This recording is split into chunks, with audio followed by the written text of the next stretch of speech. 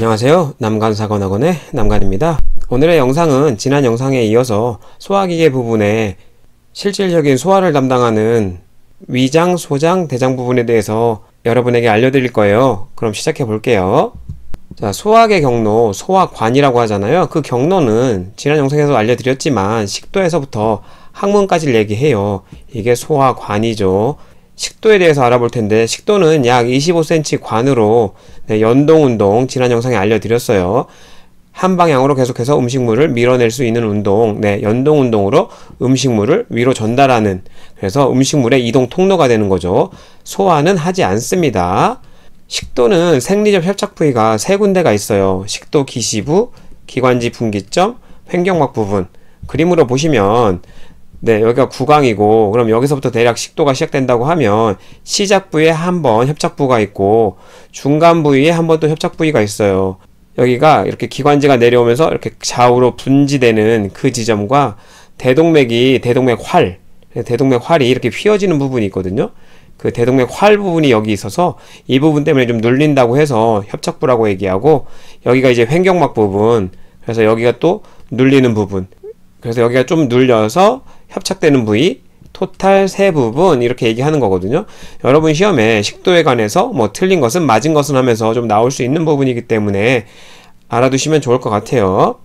그 다음 위는 식도와 위가 만나는 부분과 12장 만나는 부분이 있을 거 아니에요. 거기를 위와 식도가 만나는 부분을 분문, 위와 12지장이 만나는 부분을 유문, 이런 식으로 이름을 지었어요. 여기가 식도고 여기가 위잖아요. 여기가 만나는 부분이 뭐라고요? 분문. 그리고 여기 위와 12지장이 만나는 부위, 이 부위가 뭐라고요? 유문. 어렵게 안 외우셔도 되겠죠? 분유, 위에서부터 밑으로 분유라고 외우시면 돼요. 그래서 식도와 위가 만나면 분문, 12지장과 위가 만나면 유문. 시험에 잘 나와요. 좀 기억해 두시고, J자 모양처럼 생겼죠? 여기 J자 모양, 요렇게 J자 모양처럼 생겼잖아요. 그래서 J자 모양의 기관으로 음식을 저장하고 용적은 1에서 1.5L. 굉장히 다른 장기에 비해서 용적이 꽤 커요. 음식물이 들어오면 여기에 저장했다가 천천히 유문 부위에서 음식물을 내려보내주는 거죠. 괄약근이 펼쳐져서 조금씩 내려보내게 되는 거예요.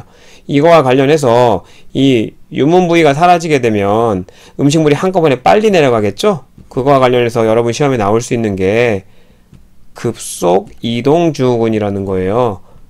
증후군, 영어로는 덤핑 신드롬이라고도 해요. 여러분 시험에 덤핑 증후군이라고 나오기도 하거든요. 같이 알아두시고 나중에 성인에 가서 배우실 거예요. 이렇게 음식물 천천히 내려보내는 기능이 없어서 음식물이 빨리 내려가기 때문에 문제가 생기는 증후군이 덤핑 신드롬, 급속 이동 증후군이라고 하는 거죠. 그리고 1에서 1.5L가 용적이라고 했잖아요. 이 1에서 1.5L, 지난주에 배웠던 하루 침 생산량이 또 1에서 1.5L가 돼요. 같이 배워두시면 좋을 것 같습니다.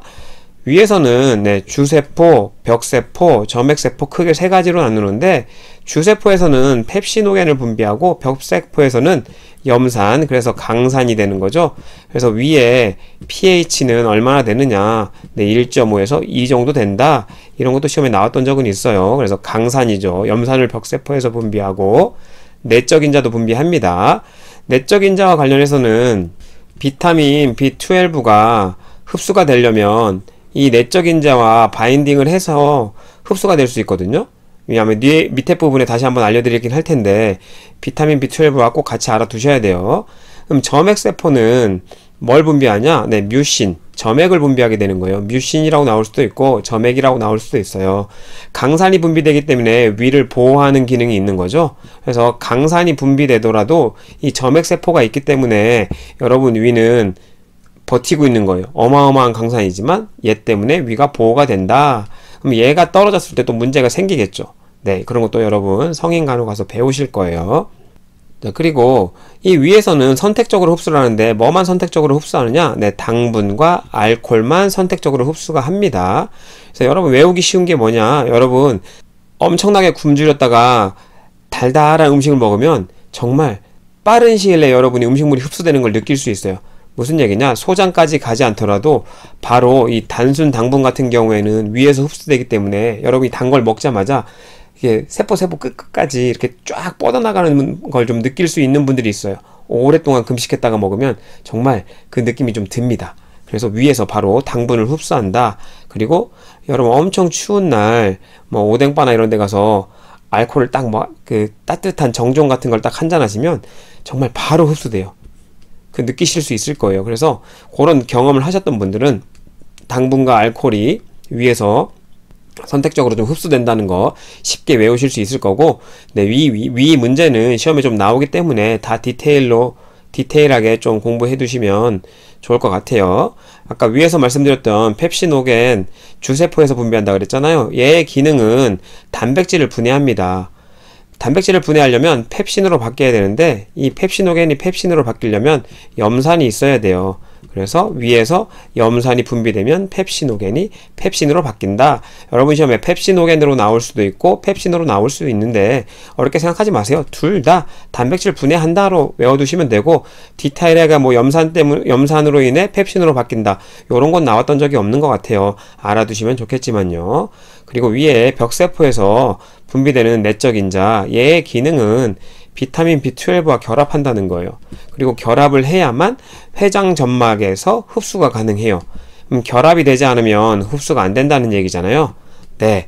그러면 이 내적 인자가 여러 가지 요인에 의해서 좀 줄어들 수 있어요. 위염이 심했다든지, 위궤양이 오래됐다든지, 그래서 만성궤양, 위궤양, 만성 위염일 때는 내적 인자가 줄어들 수 있겠고, 위절제술을 했을 때도 이 내적 인자가 당연히 줄어들겠죠. 그러면 뭐가 문제가 생겨요? 네, 비타민 B12가 흡수가 안 돼요. 그러면 뭐가 생겨요? 나중에 배우실 부분인데 간단하게 알아두세요. 여기선 이 비타민 B12가 부족하면 악성 빈혈이 생깁니다. 요거 여러분 성인 가서 배우실 부분이에요. 굉장히 시험에 잘 나옵니다. 악성 빈혈 뭐의 문제냐? 비타민 B12의 결핍, 뭐 때문에 결핍되느냐? 이런 원인들에 의해서 결핍이 된다. 자, 소장 부분인데 소장은 굉장히 깁니다. 6, 7m 정도의 길이가 돼요. 여러분 시험에 대장이랑 소장의 길이를 구분하는 문제가 나오는데 대장은 대략 1.5m 정도밖에 안 돼요. 이 소장은 굉장히 꼬여있기 때문에 생각보다 길어요. 그래서 소장이 훨씬 길다. 좀 알아두시고, 소장의 첫 시작은 12장이에요. 그리고 공장, 회장의 순서, 이런 시험 문제도 좀 나올 수 있어요. 대장의 순서도 시험에 나오고, 그래서 순서 정도는 좀 알아두세요. 12장, 공장, 회장 순서. 소화효소를 당연히 분비하겠죠. 그래서 영양분들을 분해하고 내면에 돌림주름과 뭐 육모로 영양분을 흡수한다고 하는데, 돌림주름은 여러분 시험에 횡주름이라고 나올 수도 있어요. 여러분 소장의 내면을 보면 이렇게 주름이 져 있어요. 이 주름에 수많은 육모들이 나 있어 가지고 네, 영양분을 흡수하게 되는 거죠. 그래서 그림을 좀 보시면 네, 이렇게 돌림주름에 이렇게 수많은 육모들이 나 있어요. 육모 안을 보면 요 가운데 암주관이라는 거 보이시죠? 네, 여기 암주관, 요 가운데가 암주관이에요. 그래서 암주관을 통해서 지용성 영양분들이 이동이 됩니다. 그리고 이 모세혈관을 통해서는 수분이 흡수되면서 수용성 영양분들이 같이 흡수가 돼요. 이런 것도 좀 시험에 나올 수 있으니까 수용성은 혈관을 통해서, 지용성은 암주관을 통해서, 그래서 이 림프관이거든요. 암주관이. 그래서 이 림프관들이 나중에 합쳐지면 예전에 혹시 배웠던 기억이 나실지 모르겠지만 가슴에 있는 흉관 혹은 뭐 가슴관, 이런 림프관을 따라서 네, 어디로 들어가느냐? 좌측 쇄골화 정맥으로 네, 유입이 됩니다. 그래서 이런 것도 어렵게 나오면 나올 수 있는 문제예요. 이 암주관이 림프라는 거, 이 림프의 관을, 림프관의 가슴관, 뭐 같은 이름이에요. 흉관을 통해서 정맥 내로 흡수될 수 있구나 하시면 될 것 같고요. 이 소장에서는 아미노산, 포도당, 지방산, 수분, 비타민 등이 흡수가 되는데 탄단지는 흡수가 안 돼요. 탄단지가 다 분해된 형태가 요런 작은 형태가 되기 때문에 얘네들이 흡수가 되는 거고, 탄단지는 분자가 크기 때문에 바로 흡수가 안 됩니다. 요런 것도 시험에 나왔던 적이 있기 때문에 탄단지가 분해가 되면 저렇게 되는구나 좀 알아두시고, 단백질이 분해가 된 게 아미노산이고요. 탄수화물이 분해가 된 게 포도당이에요. 포도당은 또 다른 말로 여러분 시험에 글루코즈라고 좀 나와요. 글루코즈 같은 말입니다. 지방이 분해가 되면 지방산 그리고 글리세롤이 돼요. 그래서 이게 가장 쪼개진 형태거든요. 이 형태가 돼야 흡수가 됩니다. 그래서 원형인 이 상태들은 흡수가 안 돼요. 그래서 여러분이 이 소화기를 거치면서 이 탄단지를 잘게 쪼개는 거죠. 분해시켜야 이 형태들이 나와서 흡수 가능한 형태로 된다가 되는 겁니다. 소장에서 분비하는 효소는 여러분 시험에 가끔 나오지만 외우지 않으셔도 돼요. 뭐 말타제, 스쿠라제, 락타제, 펩티다제, 요것보다 더 많은데 외우지 않으셔도 돼요. 제가 꼭 외우라는 효소 앞에서 아까 알려드렸지만 이전 영상에서는 침에 있는 푸티알린이라든지 그리고 방금 알려드린 펩신, 네, 요까지 좀 외워두시고 추가적으로 이제 외워야 될 것들을 또 알려드릴 거예요. 소장의 첫 번째 12장에 대해서 볼 텐데, 네, 12장에는 췌장의 소화효소가 유입이 됩니다. 그 췌장의 소화효소 3개가 뭐냐? 아밀라제, 트립신, 리파제. 꼭 외우셔야 돼요. 엄청나게 시험에 잘 나옵니다. 아밀라제는 탄수화물을, 트립신은 단백질을, 리파제는 지방을 분해해요. 시험에 엄청 잘 나와요. 이렇게 해도. 그래서 뭘 분해하는지도 여러분이 알아두셔야 되고, 또 하나 팁을 드리자면 트립신, 신자로 끝내는 것들이 다 단백질을 분해합니다. 위에서는 펩신이었죠. 네, 얘도 단백질을 분해하는 애예요. 그래서 신자로 끝나면 단백질을 분해한다. 그리고 소장에서 분비하는 뭐 에렙신이라는 애도 있어요. 역시나 신으로 끝나죠. 에렙신. 신으로 끝나니까 얘 역시 단백질을 분해하는 애입니다. 같이 기억해 두시고, 간에서 생산하는 또 소화효소가 있는데 뭐냐? 담즙이에요. 담즙. 담즙은 지방을 유화시킨다는 표현을 씁니다. 부드럽게 해서 소화 흡수가 잘 되도록. 담즙이 분비가 안 되면 지방의 소화가 잘 안 돼요. 요것도 잘 알아두셔야 돼요. 지방의 소화가 잘 안 된다. 담즙이 분비가 안 되면. 그래서 담즙과 지방의 소화가 굉장히 밀접한 관계가 있다. 좀 기억해 두실 필요가 있어요. 12장의 길이는 얼마냐? 시험에 잘 안 나오지만 대략 25cm 정도가 된다. 그리고 12장 다음이 공장, 회장이에요. 거의 구분할 수 없습니다. 육안으로는. 그래서 공장과 회장의 길이 비율은 대략 2대3, 그래서 5분의 2, 5분의 3 정도가 된다고 해요.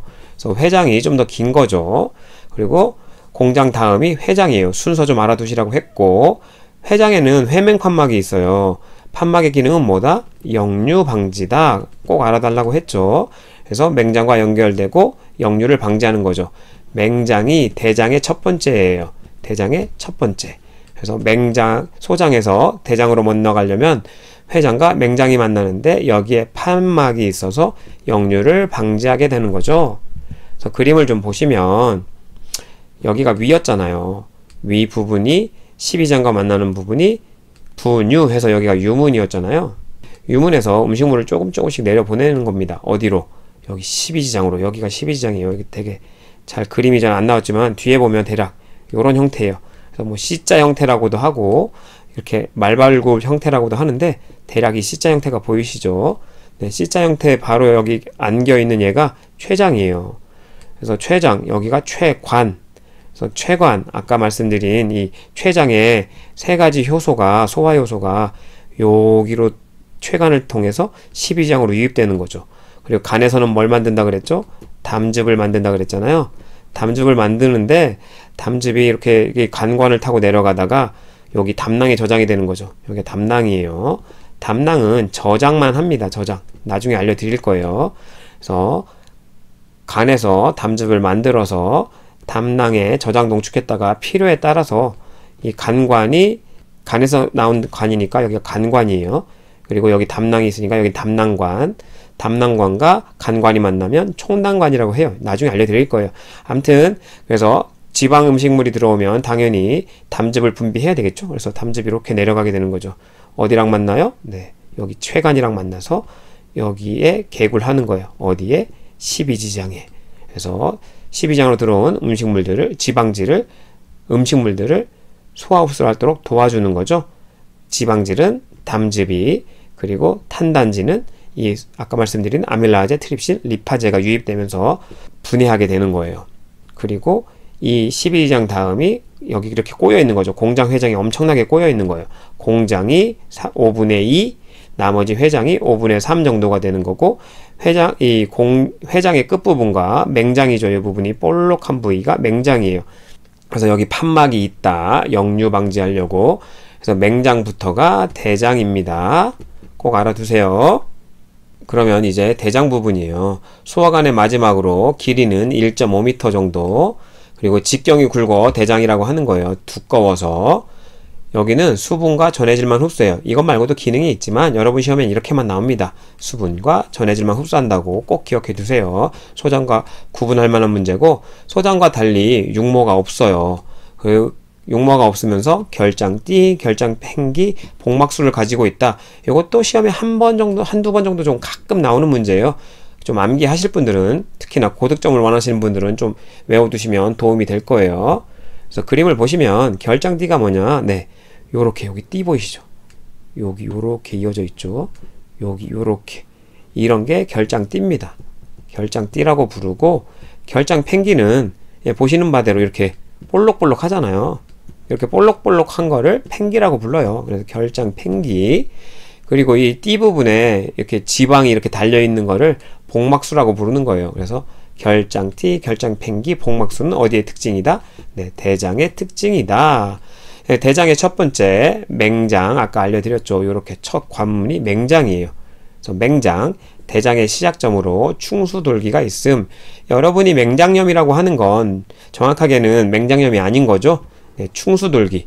여기 보이시죠? 이렇게 떨어져, 이 맹장에서 이렇게 뚝 튀어나온 얘가 맹장, 여러분이 얘기하는 맹장이에요. 정확하게는 얘가 맹장이고, 이렇게 툭 튀어나오는 얘기는 충수돌기라고 한다는 거죠. 충수돌기. 여기에 염은 당연히 충수돌기염이라고 얘기합니다. 충수돌기염.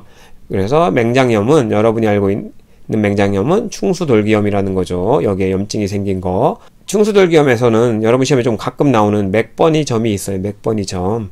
맥버니 점은 뭐냐? 이 그림을 잘 보세요. 여기 장골에 있는 부분인데, 장골에 상전장골극이라고 해서 그 부분에 툭 튀어나온 뼈가 있어요. 이 부분과 이 배꼽 부분을 이은 선의 3분의 1 지점, 배꼽에서는 3분의 2겠죠? 그 지점을 맥버니 포인트라고 불러요. 맥버니라는 사람이 발견한 건데, 충수돌기염일 때 이 부분을 눌렀다 뗄 때 아프면 그게 이제 반동성 압통이라고 불러요. 눌렀다 뗀 다음에 아플 때 그걸 반동성 압통이라고 그러는데, 저 점에 반동성 압통이 있으면 충수돌기염일 가능성이 높다. 이런 걸로 해서 여러분 시험에 맥버니 포인트가 좀 나온 적이 있어요. 우측 상전장골극 이 부분을 잇는 점, 여기에 3분의 2 지점, 여기서는 3분의 1 지점, 여기가 맥버니 포인트 시험에 나온 적이 있습니다. 반동성 압통. 그리고 여러분 시험에 충수돌기염이 있을 때는 어느 부분이 아프냐? 이 부분이죠. 당연히 우하 부위죠. 우하. 그래서 우하 복부에 통증이 있다. 이런 것도 시험에 나온 적이 있기 때문에, 근데 여러분이 요 포인트, 이 그림을 여러분이 이해하고 계신다면, 아, 회장, 맹장이 여기 있고 충수돌기가 이쯤에 있으면 충수돌기가 위치가 여기기 때문에 당연히 어디가 아파야 되냐? 우측 하부가 아파야 되는 거예요. 이런 거에 대한 거는 여러분이 계속 알려드리지만 해부학적 지식으로 위치를 알고 계셔야 돼.